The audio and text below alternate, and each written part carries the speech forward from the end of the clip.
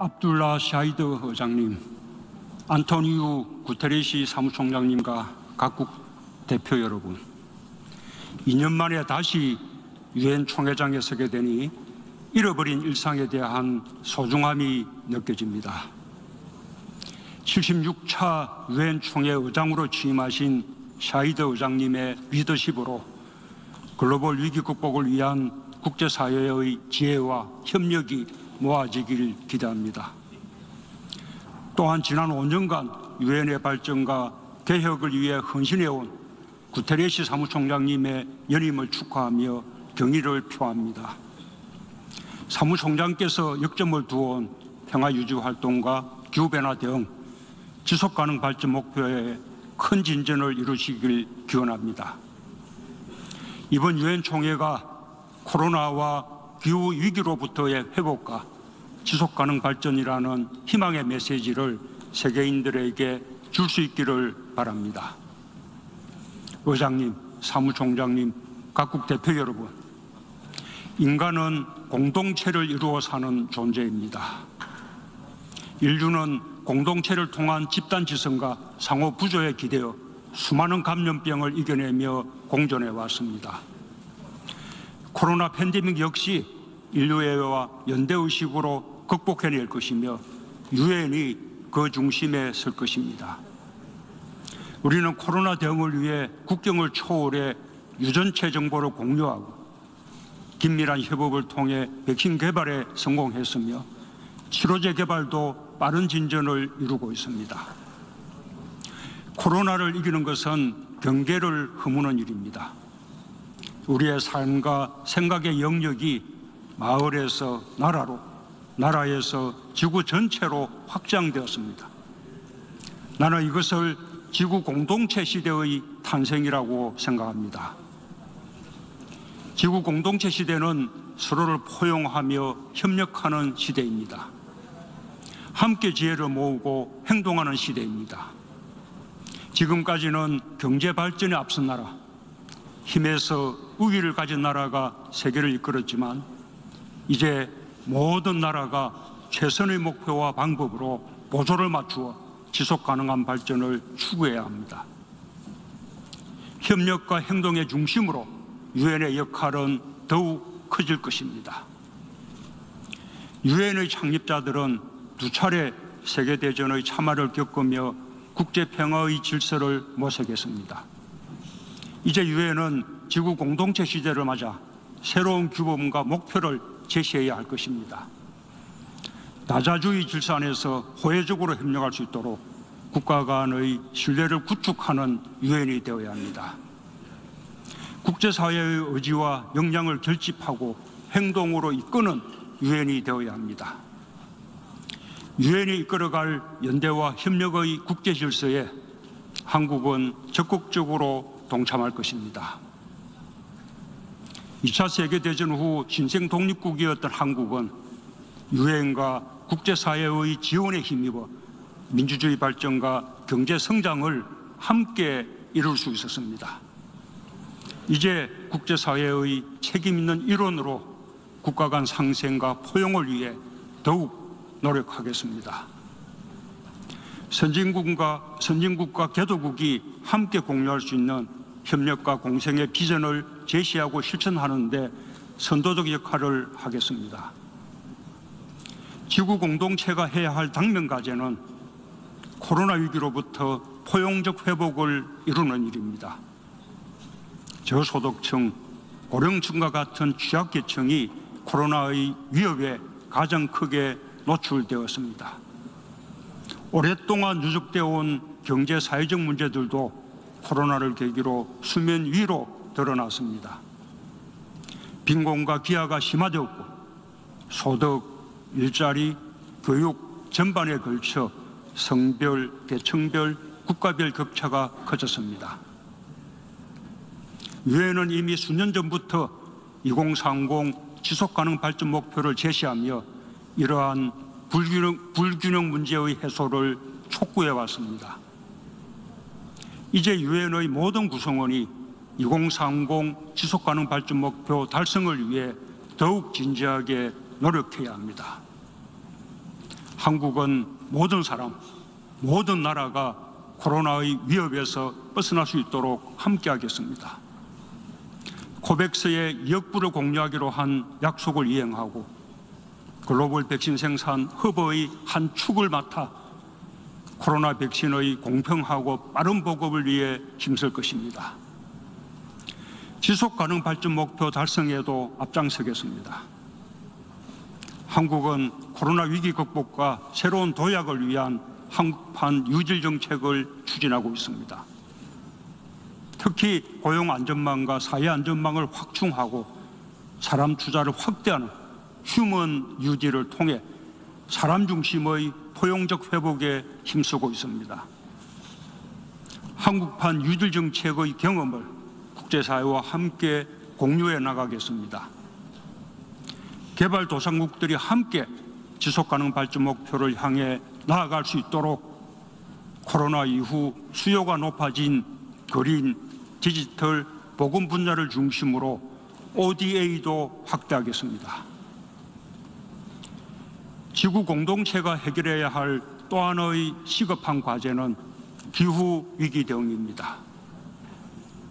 지구는 지금 이 순간에도 예상보다 빠르게 뜨거워지고 있습니다. 국제사회가 더욱 긴밀하게 힘을 모아 탄소 중립을 향해 전진해야 합니다. 한국은 지난해 2050 탄소 중립을 선언했고 탄소 중립 기본법을 제정하여 그 비전과 이행 체계를 법으로 규정했습니다. 다음 달에는 2050 탄소 중립 시나리오를 확정하고 11월 카업을 계기로 2030 NDC를 상향해 발표할 것입니다. 석탄 발전소를 조기 폐쇄하고 신규 해외 석탄 발전에 대한 공적 금융 지원을 중단했으며 신재생 에너지 비중을 늘리기 위해 노력하고 있습니다. 탄소 중립은 개별 국가는 물론 모든 나라가 꾸준히 협력해야만 이룰 수 있는 목표입니다. 실천 방안 역시 지속 가능해야 합니다. 한국은 그린 뉴딜을 통해 탄소 중립을 신산업 육성과 일자리 창출의 기회로 만들고 있습니다. 많은 한국 기업들이 자발적으로 RE100 캠페인에 동참하고 수소를 비롯한 신재생 에너지 투자를 확대하며 ESG 경영과 탄소 중립에 속도를 내고 있습니다. 정부는 민간의 기술 개발과 투자를 강력하게 뒷받침할 것입니다. 한국은 기후 분야 ODA 확대와 함께 그린 뉴딜 펀드 신탁 기금을 신설하여 글로벌 녹색 성장 연구소를 지원하고 탄소 중립을 위한 기술과 역량을 함께 나누겠습니다. 개발도상국이 기후위기 대응 능력을 키울 수 있도록 돕겠습니다. 아울러 P4G 서울정상회의를 개최하여 국제사회의 기후대응 의지를 결집했던 경험을 토대로 2023년 COP28을 유치하고자 합니다. 파리협정의 충실한 이행을 위해 더욱 적극적인 역할을 하게 되길 희망합니다. 의장님, 사무총장님, 각국 대표 여러분, 지구 공동체의 가장 절실한 꿈은 평화롭고 안전한 삶입니다. 유엔의 출범은 국제관계의 패러다임을 경쟁과 갈등에서 공존과 상생으로 전환시켰습니다. 유엔은 힘의 균형으로 유지되던 불완전한 평화를 협력을 통한 지속가능한 평화로 바꾸고 인류 모두의 자유를 정진하기 위해 노력해왔습니다. 한국은 한반도에서부터 항구적이고 완전한 평화가 확고히 뿌리내리도록 전력을 다할 것입니다. 비핵화와 공동번영의 한반도를 건설하기 위해 우리 정부는 한반도 평화 프로세스를 꾸준히 추진해왔고 국제사회의 지지 속에서 남북 정상회담을 통한 판문점 선언, 9.19 평양 공동선언과 군사합의, 북미 정상회담을 통한 싱가포르 선언이란 역사적인 성과를 이룰 수 있었습니다. 한반도 평화의 시작은 언제나 대화와 협력입니다. 나는 남북 간, 북미 간 대화의 조속한 재개를 촉구합니다. 대화와 협력이 평화를 만들어낼 수 있다는 것이 한반도에서 증명되기를 기대합니다. 나는 2해 전 이 자리에서 전쟁 불용과 상호안전보장, 공동번영을 한반도 문제 해결의 3가지 원칙으로 천명했습니다. 지난해에는 한반도 종전선언을 제안했습니다. 종전선언이야말로 한반도에서 화해와 협력의 새로운 질서를 만드는 중요한 출발점이 될 것입니다. 나는 오늘 한반도 종전선언을 위해 국제사회가 힘을 모아주실 것을 다시 한번 촉구하며 남북미 3자 또는 남북미 중 4자가 모여 한반도에서의 전쟁이 종료되었음을 함께 선언하길 제안합니다.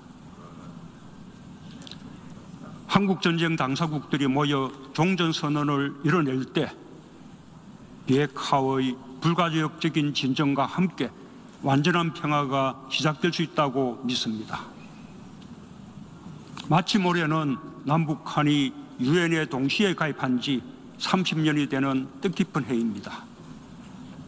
유엔 동시 가입으로 남북한은 체제와 이념이 다른 2개의 나라라는 점을 서로 인정했습니다.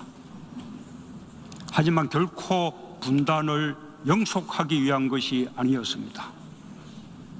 서로를 인정하고 존중할 때 교류도 화해도 통일로 나아가는 길도 시작할 수 있기 때문이었습니다.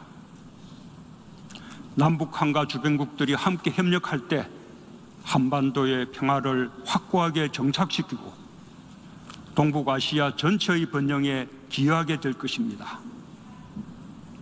그것은 훗날 협력으로 평화를 이룬 한반도 모델이라 불리게 될 것입니다. 북한 역시 지구 공동체 시대에 맞는 변화를 준비해야만 합니다.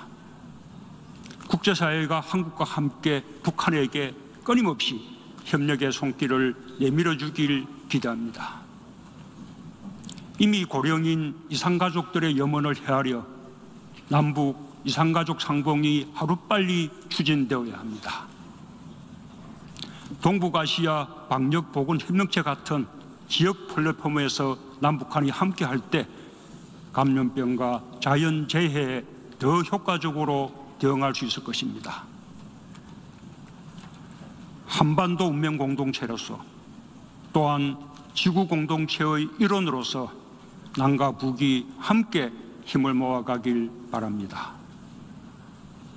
나는 상생과 협력의 한반도를 위해 남은 임기 동안 끝까지 최선을 다할 것입니다. 최근 아프가니스탄 상황은 평화와 인권을 위한 유엔의 역할이 얼마나 중요한지 증명하고 있습니다. 오는 12월 유엔 평화유지 장관회의를 한국에서 주최합니다. 유엔 평화유지 활동이 더욱 안전하고 효과적으로 이루어질 수 있도록 국제사회가 긴밀하게 협력하는 계기로 만들겠습니다. 유엔의 분쟁 예방 활동과 평화 구축 활동에 대한 한국의 기여도 확대해 나가겠습니다. 한국은 오는 2024-2025년 안보리 비상임이사국에 진출하여 지속 가능한 평화와 미래 세대의 번영을 위해 적극적인 역할을 해나가고자 합니다. 각국의 협조와 지지를 기대합니다. 의장님, 사무총장님과 각국 대표 여러분, 인류는 수많은 역경 속에서도 미래에 대한 희망을 잃지 않았습니다. 서로를 믿고 협력하며 그 희망을 현실로 바꿔냈습니다. 코로나 위기 속에서도 우리는 다시 희망을 키우고 있습니다. 더 나은 회복을 위해 힘을 모으고 있습니다. 인류가 하나가 되어 오늘을 잊지 않는다면 우리는 분명 더 나은 내일을 만들 수 있을 것입니다. 지구 공동체의 시대를 열어가는 인류의 새로운 여정에 연대와 협력으로 유엔이 앞장서 주길 바랍니다. 감사합니다.